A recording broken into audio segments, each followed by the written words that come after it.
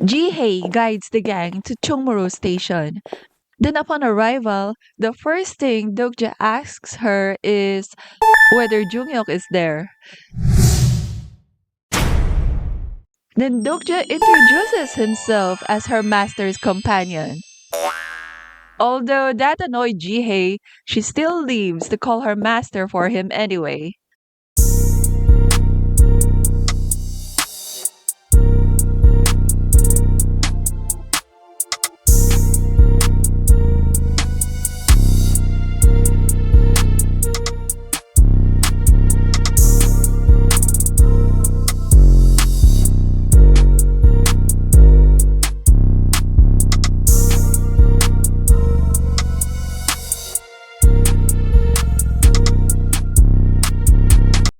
Some extra was assigned to entertain Dokja's gang, and that fanboy got really excited to talk with his idol's friend, but he talked too much to the point that he even made the number one Junghyeok fanboy very sleepy. Well, later, they go upstairs to go to the bathroom.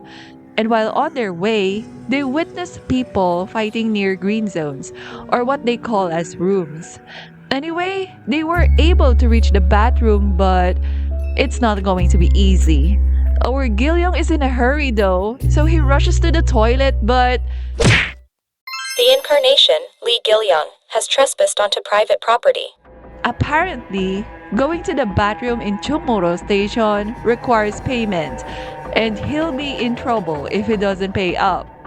Of course, his father is not going to let that happen. But Dokja also used that opportunity to make the real boss show up, and he was successful in finding Gong Pildu. Dokja was being a smart ass, and that actually got Pildu interested in him. But he doesn't like Dokja enough to let him and his gang use the bathroom for free. Dokja can't afford to pay up, so he offered intel on Junghyeok instead. But that still wasn't enough for Pildu. So he tells Dokja to die. But fortunately, Dokja's shield came to his rescue. Junghyeok also showed up afterwards, finally, and he was very shocked of what he saw. Though these two seem to be more shocked than he is. Anyway, Dokja asks his buddy to convince the others that they really are friends. But when Junghyeok was about to respond, Dokja cuts him off. And that was even more shocking than earlier. Well, Dokja got what he wants, and that made him very happy. Well, it made this guy very angry. Dokja checks Junghyeok's character profile. Then Junghyeok notices Dokja staring at him. So he asks if Dokja wants to say something. Dokja gives him a mocking answer. But he quickly took it back after getting a telepathic death threat. Later, Junghyeok inspects Dokja's companions and notices one of them having remarkable potential. Dokja's so curious about who it was, but he couldn't ask Junghyeok directly. Then Dokja tries to ask Junghyeok why he left Pildu alone, but Junghyeok just gave him an unclear and annoying answer and left. Then Dokja's being really quiet. Sun Wukong is itching to know what he's thinking, and Dokja gave him a very satisfying answer. Hyeonseong teases Dokja about being scared of Junghyeok, but he changes the topic to about the problem with Pildu and his minions. When she learned about how awful they are, she was already on her way to crush the villains, but her superpower couldn't be activated. But no worries, Dokja's got a plan for Pildu. But before that, they need to survive the night. Main scenario number 3, Green Zone. Monsters will emerge on each night. Occupy a green zone in the station and survive. So they split up to find a room. While Dokja casually reviews ways of survival in a place filled with people killing each other, it was during this moment he finds out that he is the only one who can see the contents of the novel. Anyway, sometime later, Dokja's gang reports to him that they couldn't find a room. To resolve that, he gave them two options. Option 1. They kill the people occupying the green zone for 5 people. But Hyeonseong, Huiwon, and Sangah are super against the idea, which is totally fine for Dokja. So they go with option 2, wherein they wait for the monsters to show up and they have to run towards those monsters and find the additional green zones. And they did, but Dokja and Gilyeong aren't as lucky, so they had to fight. Gilyeong uses this opportunity to tell Dokja that it's okay to abandon him. But of course, it's something Dokja would never ever do. He says that a certain guy did something like that, and he didn't like the outcome. Speaking of which, they find that same guy chilling in the green zone. Dokja tries to make the bully go away, but Junghyeok won't budge. Yeah, even Dokja's evil glare didn't work. But they agree about letting Gilyeong stay in the safe zone. Of course, our Gilyeong is against the idea. Oh, the boy got traumatized. But no worries, Dokja's not dead. Well, not yet at least. He swallowed some specter spirit stones, which turned him into something like a ghost, so he's invisible to the monsters. However, he was forced to face his trauma. But luckily, his fourth wall was able to rescue him sometime later. And on that space, he meets the prophet, Anna Croft. She was kind of bothered about seeing a Korean who is not Junghyeok in that space.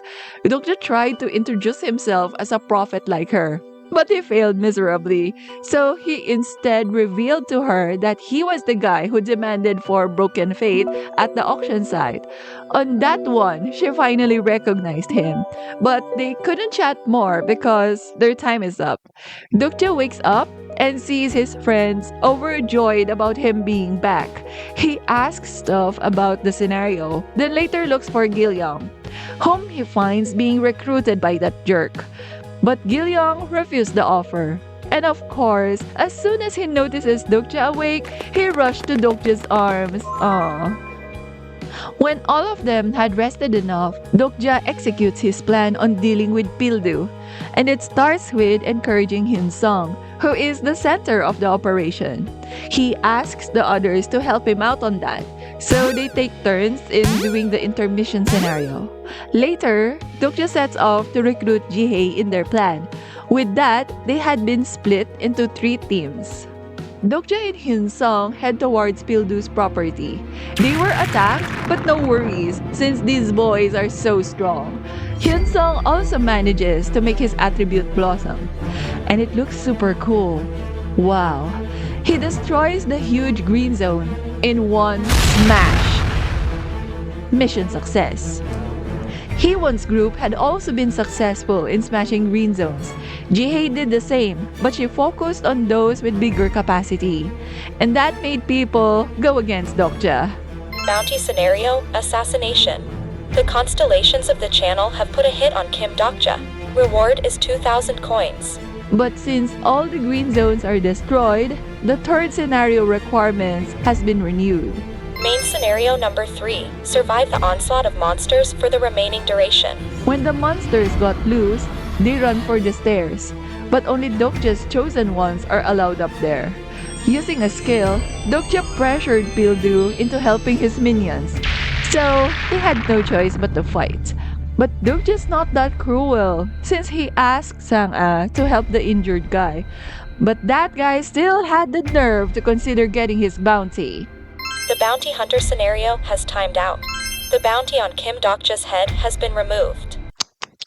Dokja finds out from Jihye that Junghyeok was taking too long, which is strange. So, he proceeds with the next part of his plan by doing some shopping. Pildu has become too exhausted and he might die without help, so Dokja offers his help, but only under a contract.